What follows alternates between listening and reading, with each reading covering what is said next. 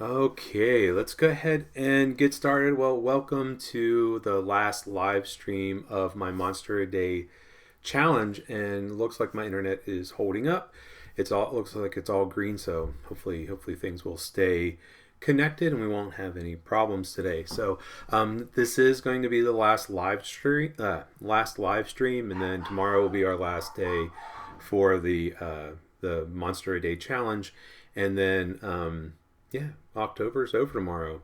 Halloween's tomorrow. I can't believe it. So, for the last 28 days, I've been coming up into my studio and making a monster, most often at least trying to do a video or a live stream. So I appreciate you tuning in, and I know some of you have tuned in every day, so I really appreciate that. And I loved seeing all the different monsters that people and their students and their children have been making. So anyway, today I'm going to continue with some drawing. So I was mentioning earlier in the week that I was just going to kind of stick to some drawing this week, but share some different ideas. So yesterday I did one from a good friend of mine, Steve Loya, who basically it's this idea of almost like a puzzle. And if you haven't seen that one, you can check that out on YouTube. You can find it here on my Facebook page as well, a link to the YouTube video. But today I wanted to do something a little bit different. I wanted to kind of use a little bit of observation and how we can actually look at things around us and discover monsters in them. And so that's what I'm going to do today. And if you're tuning in and you want to say hi, I always love seeing who is out there and who is tuning in. So if you want to pop into the comments and say hi, definitely would love to see that. So anyway, let's go ahead and flip it over to my workspace and we'll get started. So I've got my standard paper. Again, this is that Strathmore mixed media paper. It's one of my favorite papers to use. It's their 400 series. And I'm just going to draw today. So I've got my pencil, eraser, and some of my pens. But I do have another object that I want to use to create my monster. Okay, so like I was saying, we could observe things. So I just kind of looked around my desk and I just happened to have a little bottle of glue. Okay, so just looking at that bottle of glue might not be very monstery, but if I can kind of imagine that turning into a monster, what would that look like? So that's what I'm going to do today. I'm going to use the bottle of glue as the basis to create my monster. So if you're doing this, just look around and find an interesting object, something that has a little bit of shape. This is a little bit of a shape, nothing too major. If I grab my glue stick, it's kind of a big rectangle. It has the cap and words and such, but maybe not the most exciting object to use. I mean, even a glue bottle is not super exciting, but a little bit better than the glue stick, but maybe not a very complicated object. It's like I just looked over and I've got my, this is a hair dryer that I use to dry my artwork as I'm working on it. That might be something good, but I'm gonna go ahead and do my glue bottle. Like I said, you can do any object that you want, or you don't have to do this at all. I mean, this is really up to you. You decide what you want to do. So I'm going to put this over here so I can see it a little bit better. And all I'm doing is I want to draw the shapes, and I don't care if it's super accurate. I just want to kind of get the shapes down. But I do want to think about, like, okay, arms, legs, how are those going to be? So I do want to kind of keep that in mind. So if I have to change sort of the thickness or things like that of the object, that's okay. It doesn't have to be totally accurate. So I'm going to just use the shapes. So kind of thinking about the nozzle, and then thinking about the rest of the cap. Just sketching it out lightly.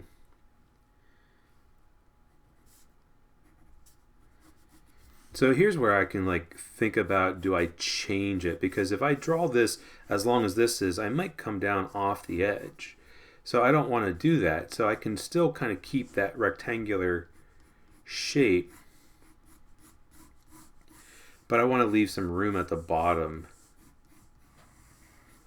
for legs and feet and such. Okay.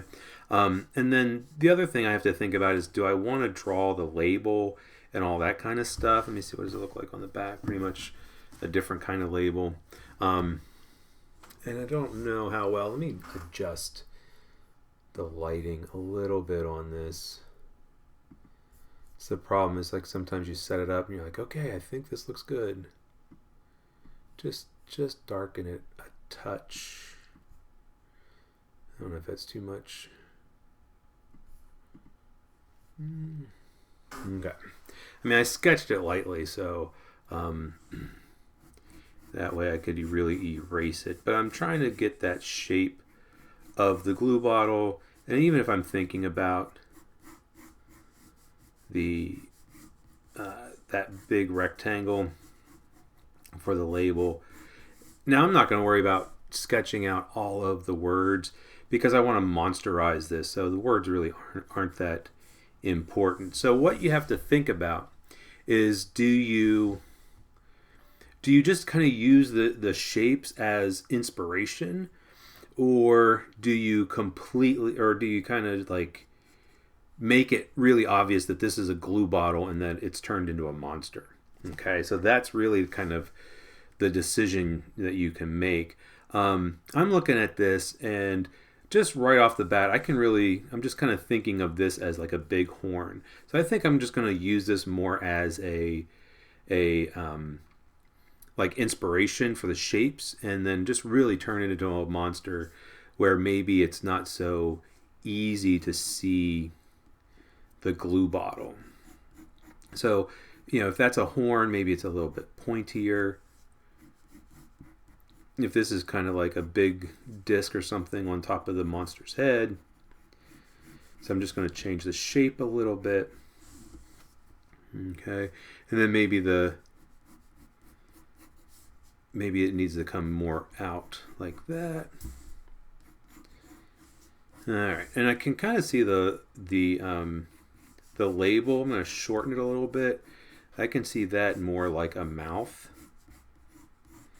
So I'm thinking I can erase this a little bit. I don't care if I erase all the marks yet.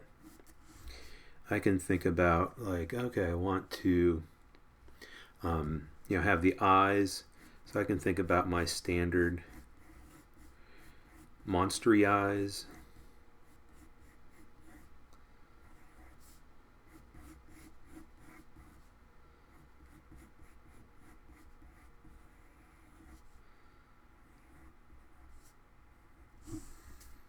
Again, this is the mouth.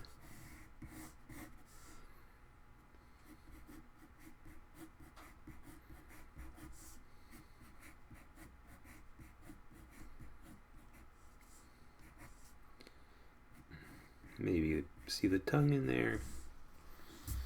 Okay, so, I'm really just kind of, again, thinking about that bottle as more of a guideline, and I mean, I can still see the glue bottle in there.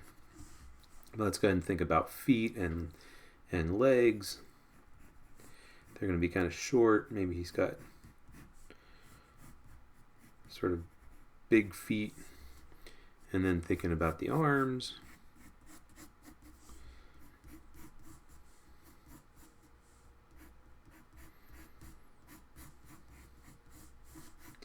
So I think you could really still tell the glue bottle there.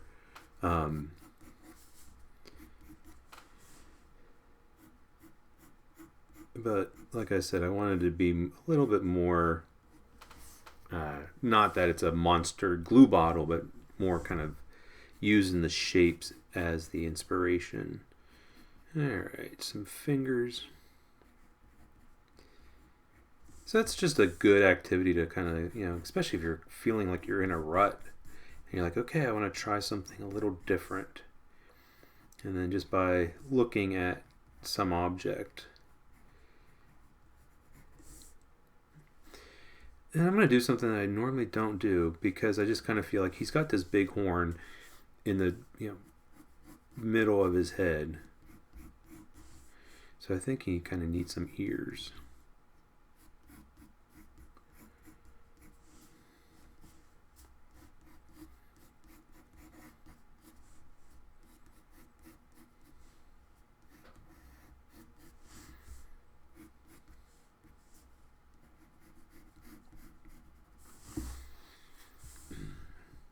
So I've got them pretty well sketched now. I'm gonna go ahead and I can move that out of the way and grab my pen.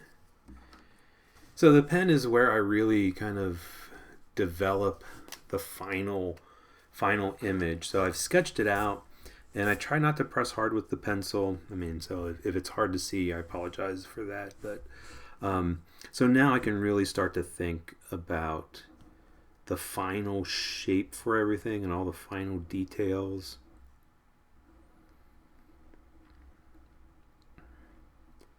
So the sketch really is kind of rough, but I know that I can fix it up with the pen. And maybe that's just because I've done this many times, so I kind of have that confidence that, okay, I can make that work.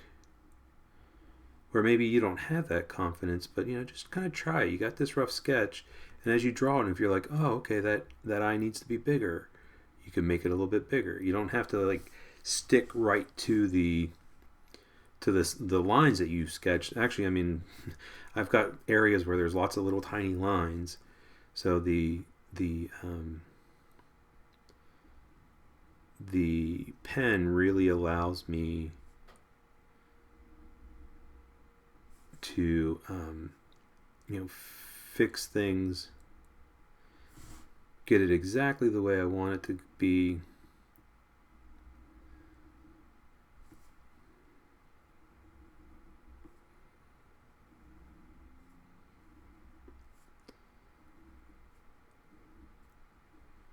So he's like part monster, part unicorn, I guess.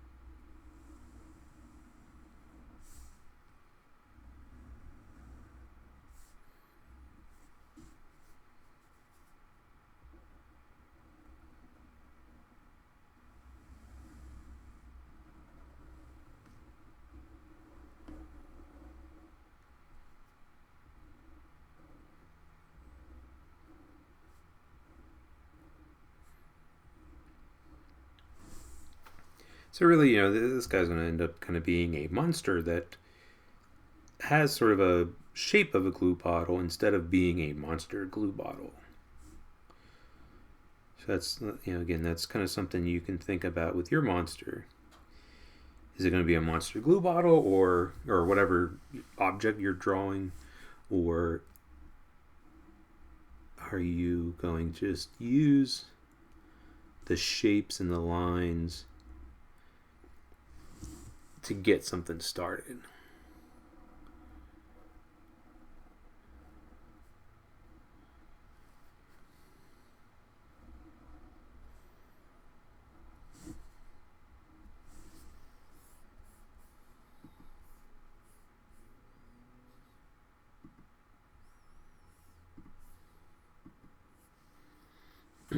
Okay. So you start to see him coming to life now.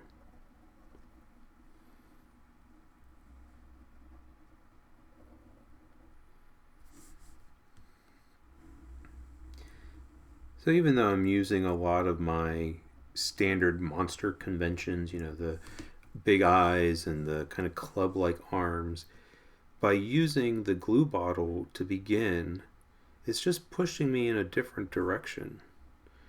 I'm doing something that I typically wouldn't do. And I typically give my monsters 2 horns, and I usually don't give them ears.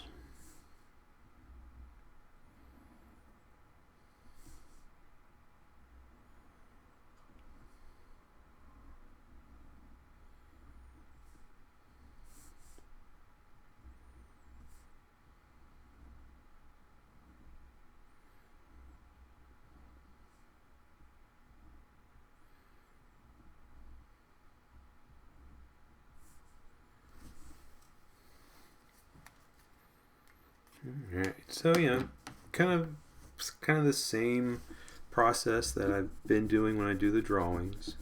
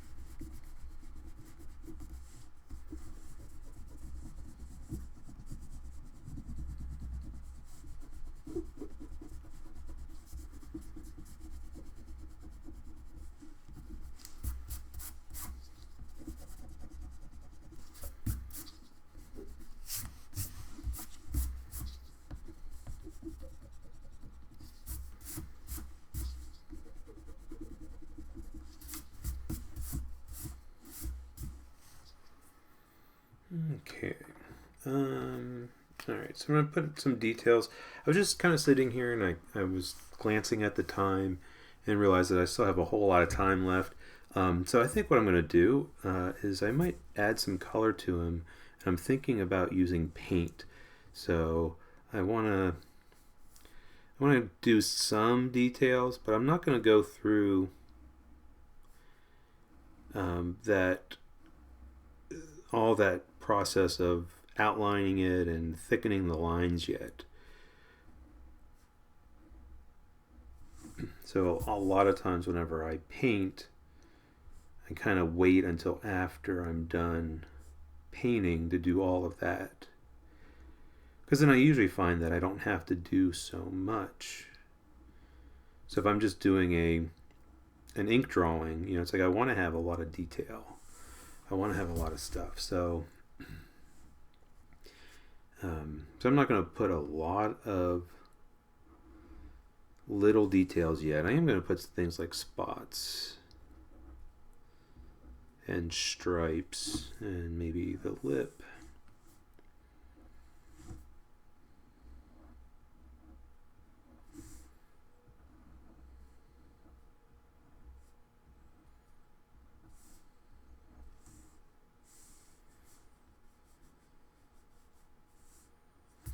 Okay, so I think that's good for now. And like I said, I'm thinking paint. So I'm gonna pull over. I've got some different paint. This is by Derwent, and it's their Inktense paints, which are kind of nice.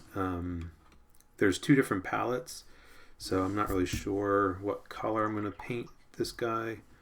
I'm thinking this yellowish green. Or a greenish yellow. I don't know. We'll see. Alright, so just like I've done before, I want to think about where I'm painting.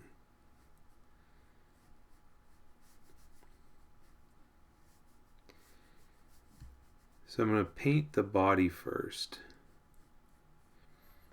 And then I want to pick a part that's not touching the body, like where I've painted, so that way it doesn't bleed or wash into wet paint. So I'm using a lighter color, and that way I can just kind of ignore the spots, and then maybe I'll come back with a darker green or a blue or some other color, probably a darker green.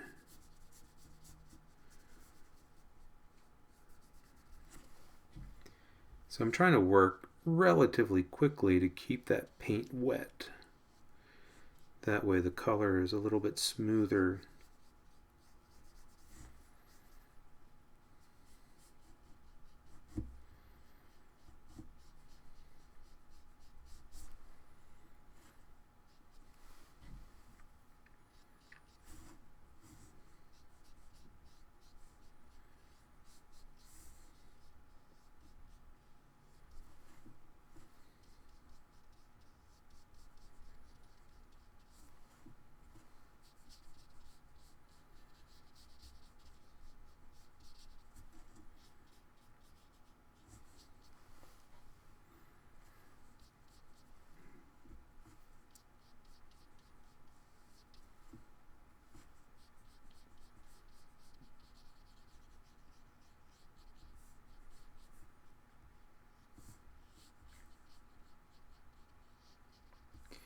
And one of the things about not putting in all that detail and all the thick lines is that I can paint a little bit quicker, and if I go outside the line, not a big deal because I can fix it up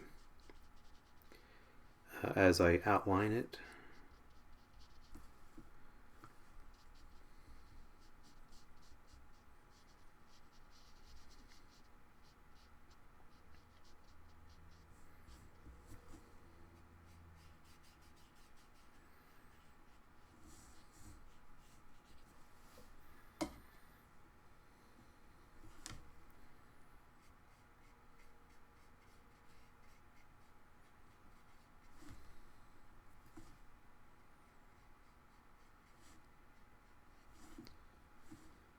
I'm just trying to go back with some slightly darker values just to create a little bit of shading or value change. But then I can take my paintbrush and sort of fade it out. So I just rinsed it off, got rid of all the dark value of paint.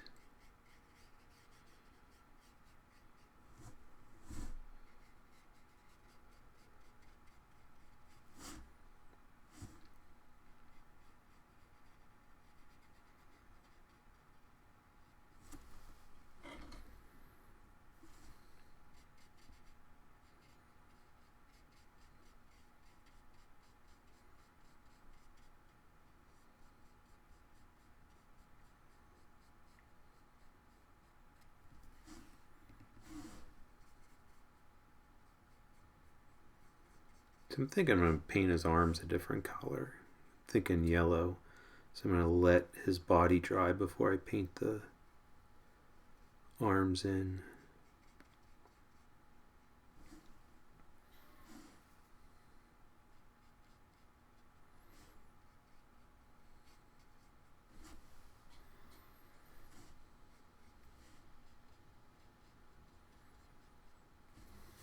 Okay, rinse out the brush.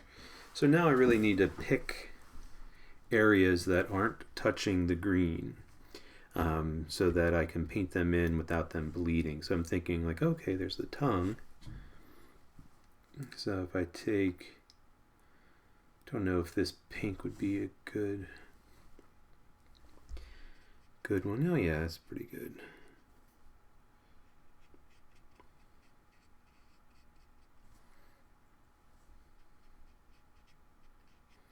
Trying to keep it fairly light.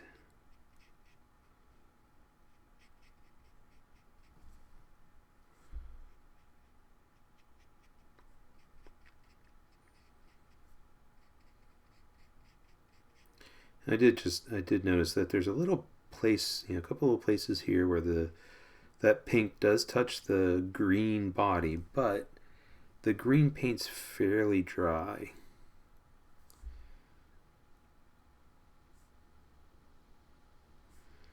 Just trying to get a little bit darker value.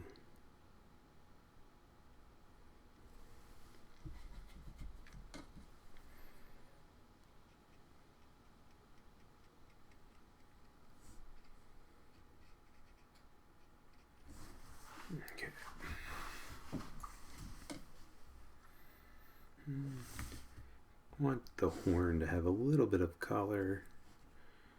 So I have this ochre color that's good. It's kind of like a light brownish yellow.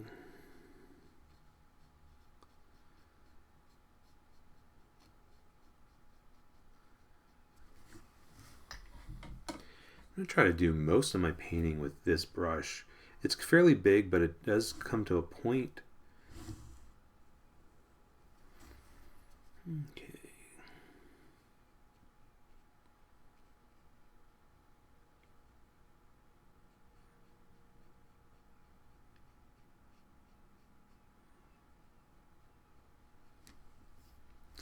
Oops, I accidentally stuck my finger in the green paint.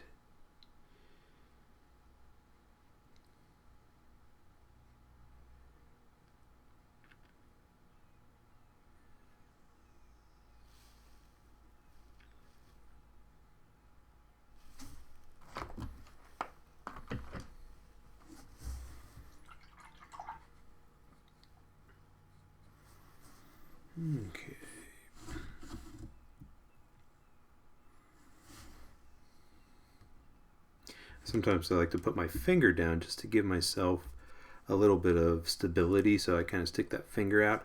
Unfortunately, like I stuck it in the wet green paint, got a little bit of green paint out in the white part. Okay, that's a little too dark.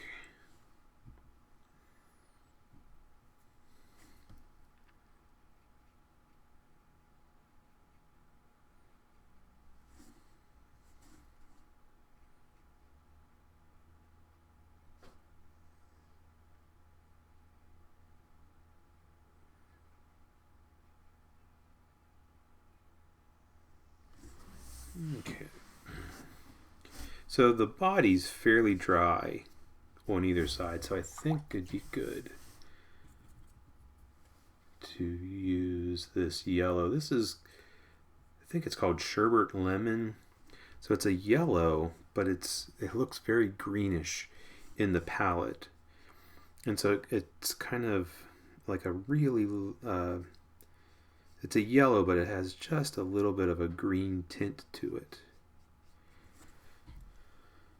So it's what we would call a cool yellow. So a lot of times when you get watercolor or you get paints, there'll be like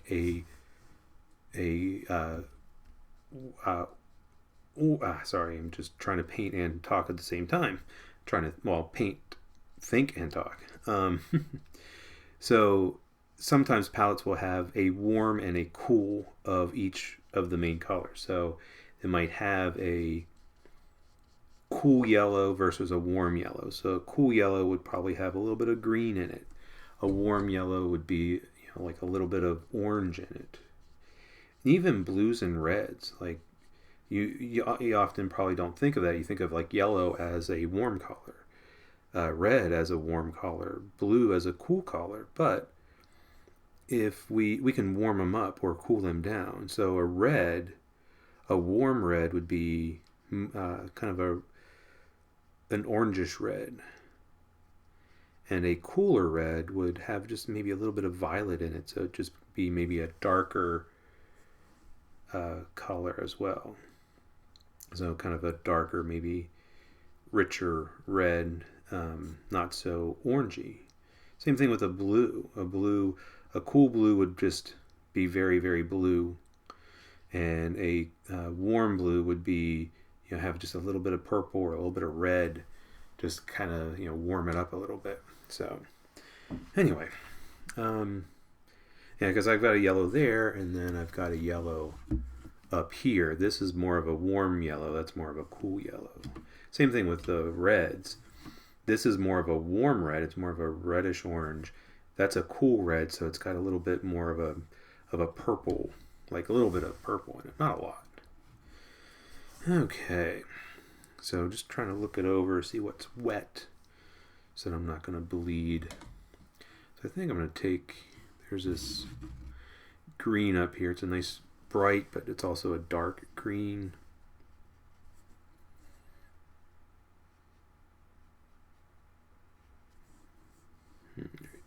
Just be careful with my hand. I don't want to put my hand into wet paint.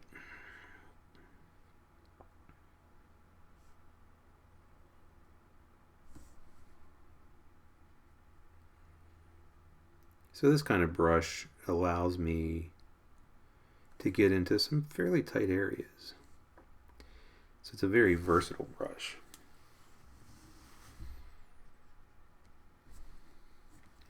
I do have one that's a little bit smaller if I need it.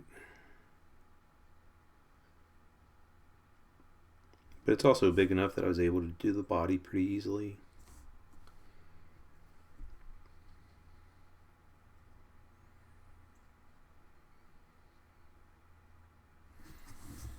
Okay. Taking that same green, use it up here.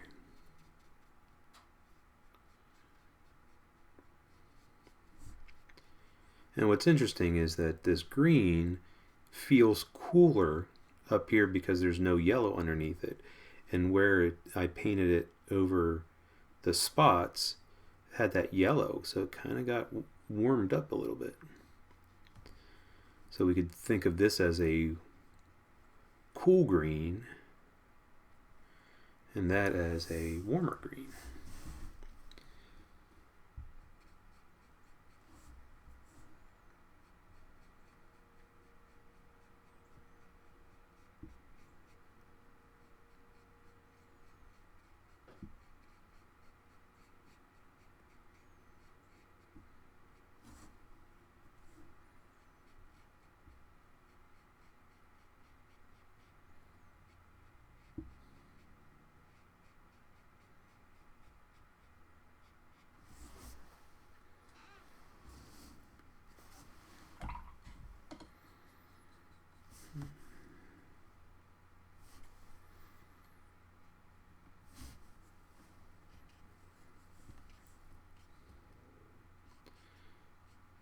So I think I'll just paint in the black part, make it all paint.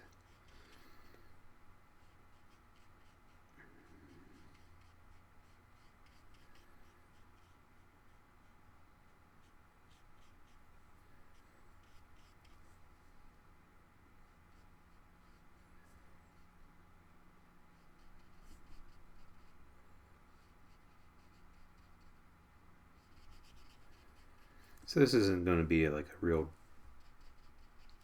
dark, intense black, like if I use the ink. But it ties well into the rest of it because it's painted.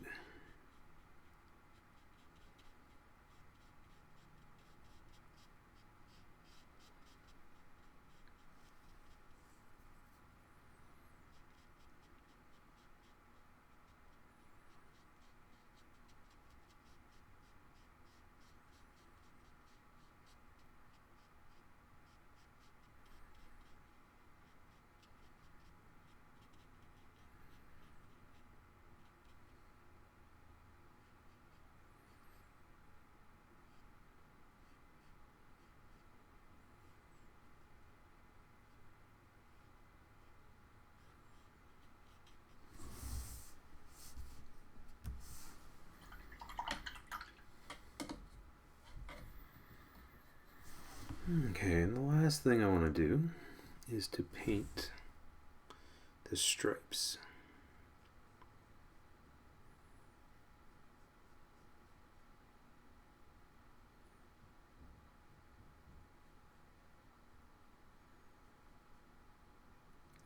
I'm just really keeping him all in the greens except for the pink for the eyes and the tongue.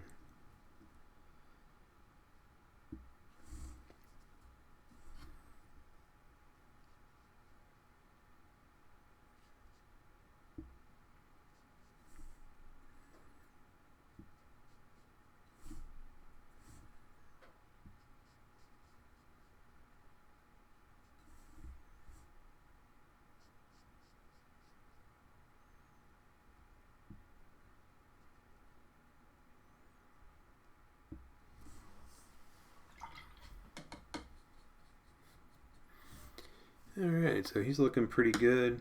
I want to I want to be able to outline him a little bit better now. So I want to make sure he's really dry. So I'll go ahead and speed that up with my hair dryer. So I'll mute so that way I don't deafen people. But hopefully I'll remember to turn the mute back on or off whenever we're done.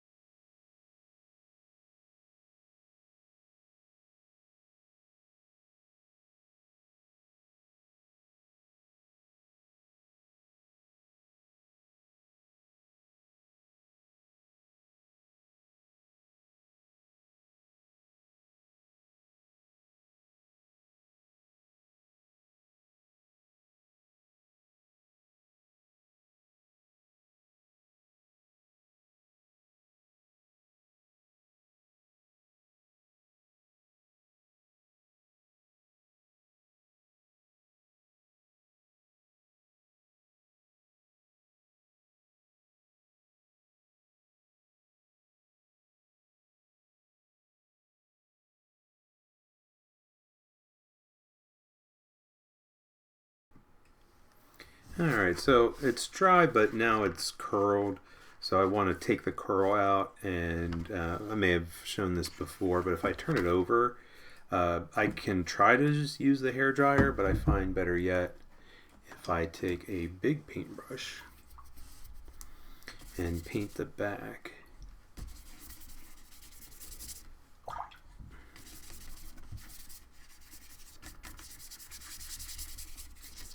And so I just kind of reversed that curling process.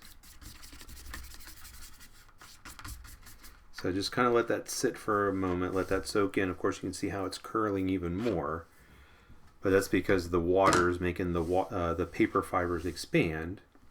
And then whenever I dry it, it's going to basically make them shrink. So let's go ahead and mute it so you don't have to listen to the hair dryer.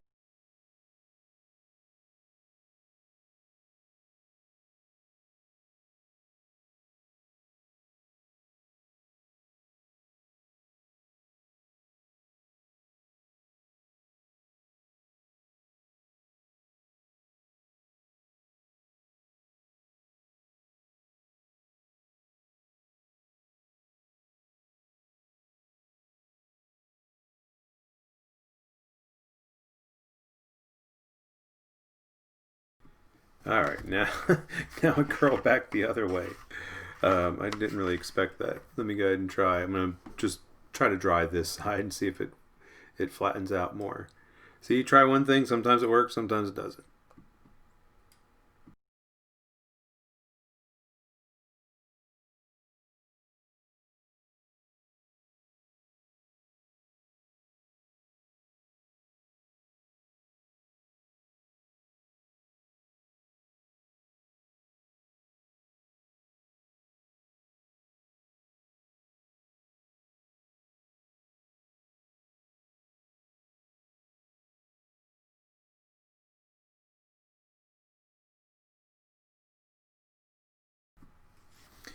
All right, so the problem was that this part wasn't wet, and so or like whenever I painted this side, and so it's kind of made it a little bit wonky. I'll try to fix it at later, but I want to go ahead and add some of the outlining.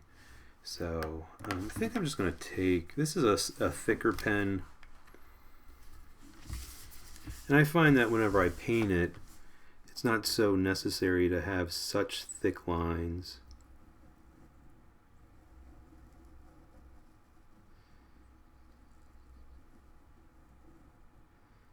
But this pen is pretty good. If I go around a couple times, I can make things a little thicker.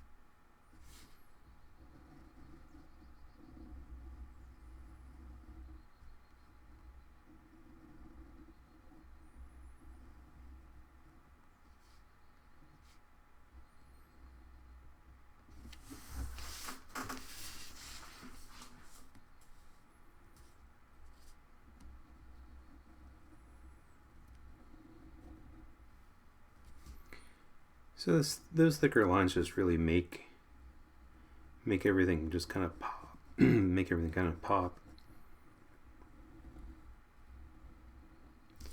Just makes it feel a lot more solid.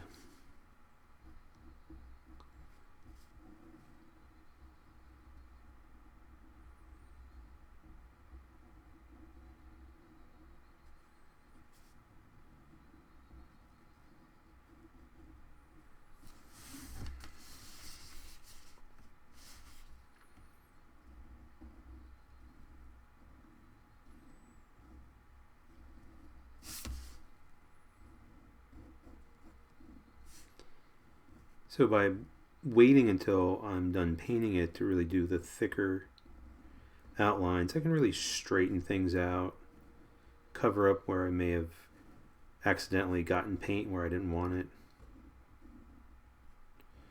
or fill in little spaces that I didn't quite get paint.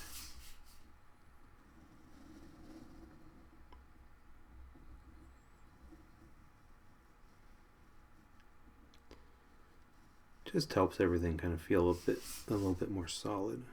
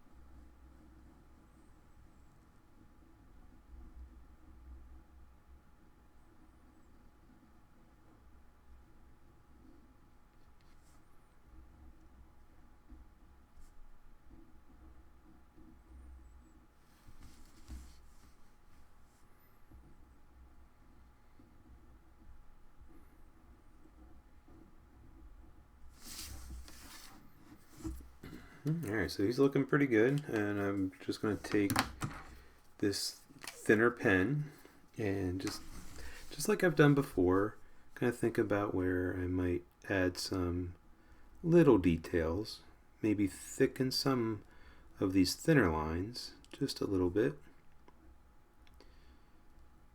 Think about the eyes.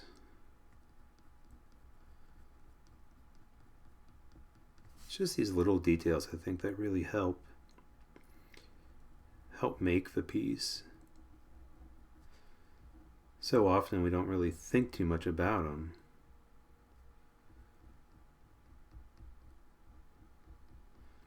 And when I was finished painting, some people might be like, oh, he's done.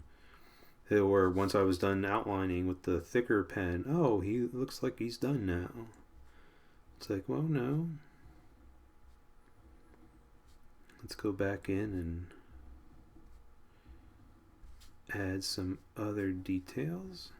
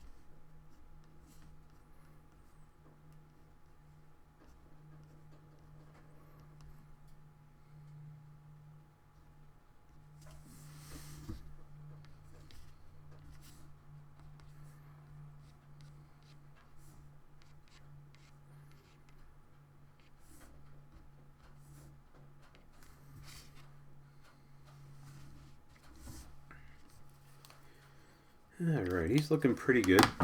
But there's one more thing I can think about. And that is pulling out my trusty colored pencils. Just to give him a little bit more something. Let's see. I'm trying to think. Maybe this would be a good one.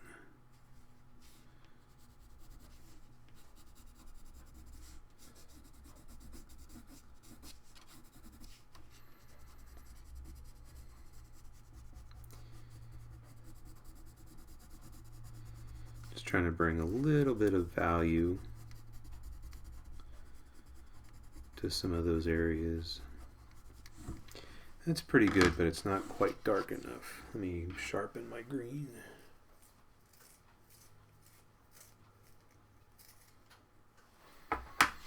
Okay.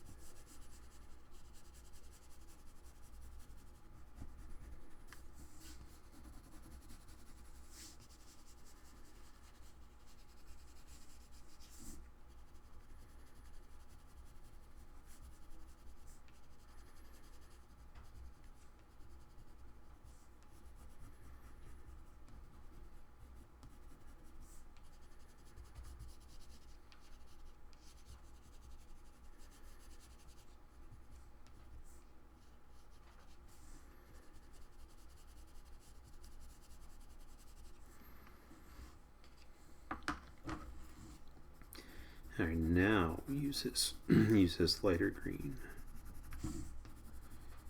That lighter green will blend into the darker green,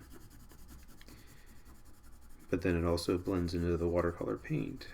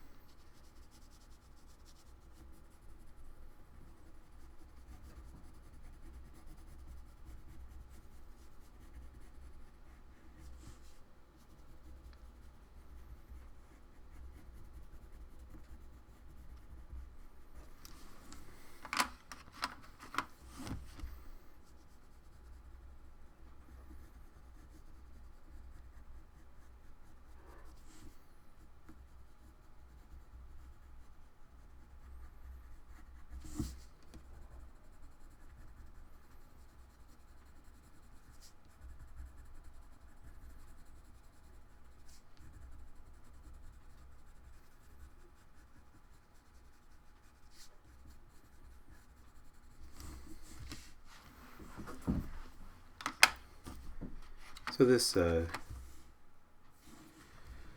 colored pencil is a little subtle, but I think it really heightens a lot. Just brings a little bit of extra value, brings a little bit of extra brightness in. And it just, for me, it just personally gives me a little bit more control. Okay. It's getting there, but I think the teeth need just a little something.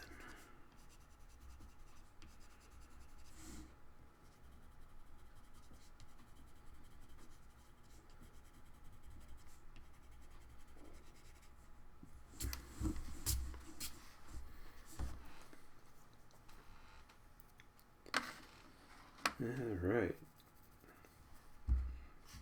Now I think he's looking pretty done to me. So I think I'm going to go ahead and sign him and call him finished.